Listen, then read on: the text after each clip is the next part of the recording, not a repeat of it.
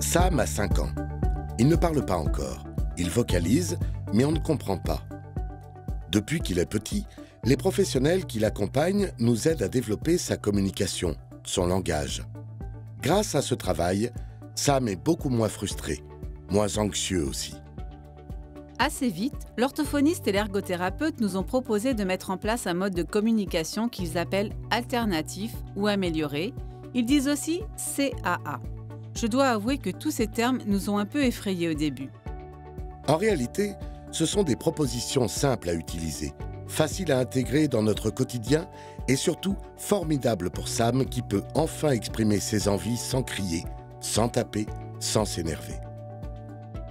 Il y a différentes façons de soutenir la communication et le langage. Sam utilise un classeur avec des photos.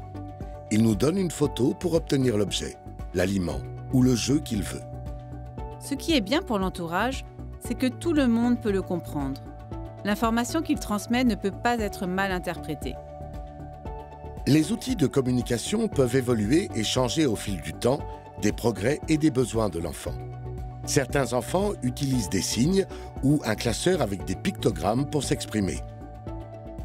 D'autres ont une tablette avec une synthèse vocale, c'est-à-dire que l'enfant peut faire écouter le message à son interlocuteur. Quel que soit l'outil choisi, il est la voix de l'enfant.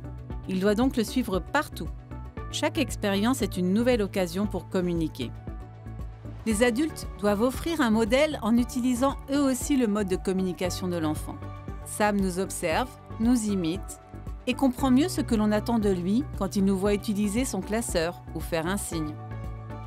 Il faut de la patience, de l'entraînement et de la stimulation. Quand un enfant ou un adolescent autiste ne parle pas ou trop peu, quand il n'est pas compris dans son environnement, il est essentiel de soutenir sa communication. Il existe différents modes de communication améliorés ou alternatifs appelés CAA. Ils évoluent au fil des progrès de l'enfant. On peut utiliser des signes, un classeur de choix, un classeur de communication ou une aide numérique comme une tablette avec une synthèse vocale. L'outil est construit avec des objets, des photos, des images, des pictogrammes ou un code alphabétique. Il est la voix de l'enfant et doit être disponible partout, tout le temps, avec tout le monde. Sa mise en place demande de l'entraînement et de la stimulation.